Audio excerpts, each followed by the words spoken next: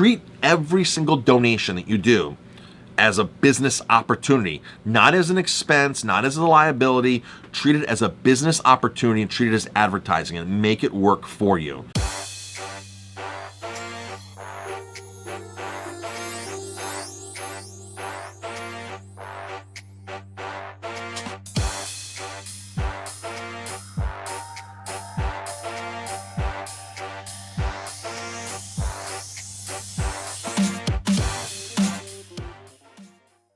Hello, Chef Marcus Guiliano here, and I'm your chef on a mission. Today's mission is donating. Should your restaurant, or how to properly donate to causes? I'm going to read a comment from a Facebook group, a Facebook forum, and I want to give my thoughts on that, on donating. So here we go. How do all you handle donating to causes? We are a fairly new bar in a small town, although donating gift cards, for example, to worthy causes is a good thing to do. It seems like it's so constant. I'm worried about how much we are giving away. I track it and I try to do a simple $20 certificate for donation requests. But just like today, I was literally handling someone for their event and I got a message requesting another one from a different fundraiser. You want to support your community, but the constant barrage of requests can be overwhelming and costly.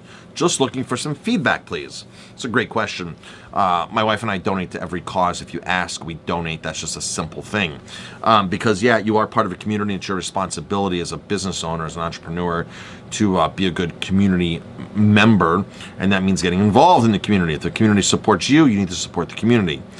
And you just need to budget for this. This is just simply a budgeting expense. You need to understand this is what you're going to do, and you know, this is basically the cost of doing business. This is one of those expenses that people don't really realize that they're going to have when they write a budget or they plan ahead.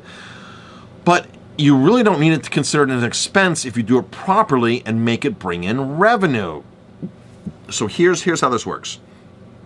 Doing this 15 years, and here's how I handle mine.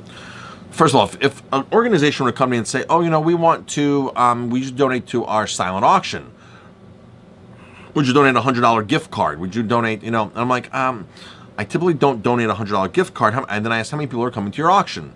They're like, oh, 100 people. I'm like, how about if I give all 100 people a $10 gift card? And when you say something like that, usually the person asking you is like, really, you'll do that? I'm like, yes, I can do that. I can donate to every single person that walks through. You put it in their bag, in their takeaway bag, a gift card from my restaurant for $10, no strings attached. If we do want to donate something if they're insistent that, well, you know, we really want stuff for our silent auction table, here's what I do. I take 4 $25 gift cards and I write on the gift cards, we do special gift cards, not to be combined with each other, this, and this, and I explain to the person that by no means are these to be combined, they're to be silent auctioned separate. So 25 on this one, 25 on that one, 25 not to be combined. And I make it very explicit on this, the terms and regulations, that they're not to be combined at one time. And here's why I do that. Here's why I do the $10 for 100 people or 200 people or $100 broken into four segments. Because I figured out what my price point is. I figured out where I need to be as far as my giveaways.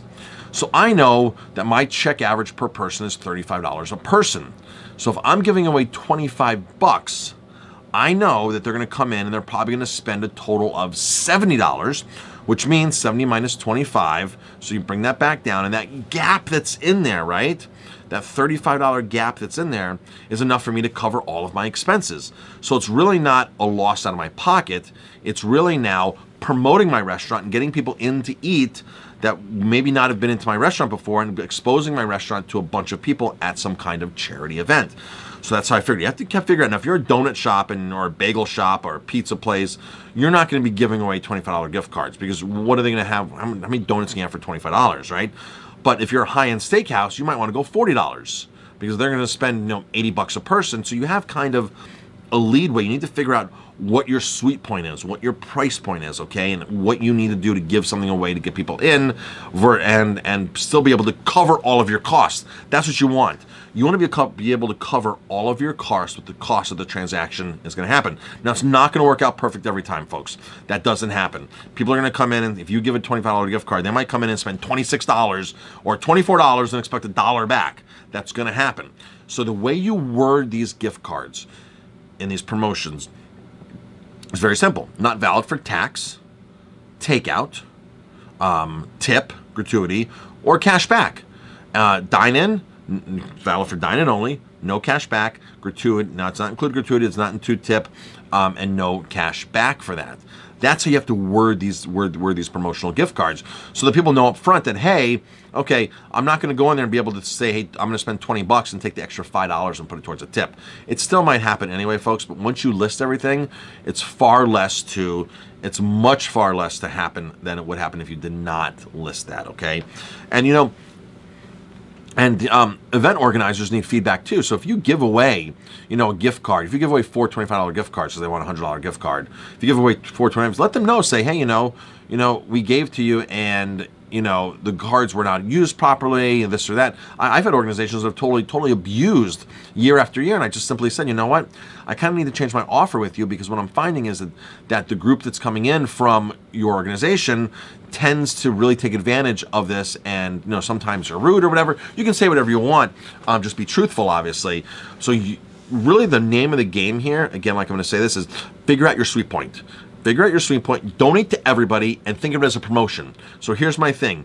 My average price point is $70, okay? My average price point is $70. For 2 people, I'm giving away $25. So I got the $35 buffer. That's covering all my expenses. So again, if you're a donut shop or whatever kind of restaurant you are, cafe, whatever you are, figure out what that sweet spot is, and then just give to everybody. Just give across the board and just give away, okay? It's as simple as that. Now, there's going to be times where we suggest that, hey, maybe you should come in to eat with us. Maybe we can do a whole night and donate back to your organization. So like, this is great for sports teams, soccer teams, baseball, little league teams, stuff like that. We'll do a little league night for you. And for everything you bring in, we'll donate back 10%, 20%. If you bring in more revenue, more business, we'll donate more to you. And these work fantastic. You can even do a special menu for them, like a spaghetti dinner, and say, okay, here's what's happening. I'm going to sell you the spaghetti dinner for $9, 15, $10. You are then going to sell the spaghetti dinner to your organization for $15. You keep the $5. But if they buy soda and dessert and salad, they have to pay for that. This works amazingly well, because there's a ton of organizations that love to do these spaghetti dinners or marshmallow roasts or whatever, barbecues. And you just basically say to the organization, hey, I'll sell to you for $10, $15. You tack on what you need to. The political parties do this. They do this all the time. This is how political parties do. They get those outrageous, lavish, big plates. They're basically buying it and from the caterer and just selling it at their own price to make the money. So treat every single donation that you do as a business opportunity, not as an expense, not as a liability. Treat it as a business opportunity and treat it as advertising, and make it work for you. I hope this helped you. I'm Chef Marcus Guiliano. Thanks for watching. You can follow the link down below and get a copy of my book for free, 50 mistakes that business owners make, restaurant owners, and I believe one of the mistakes in there is how to handle charitable causes. So check that out. Again, follow the link below. I'm Chef Marcus Guiliano, and thanks for watching.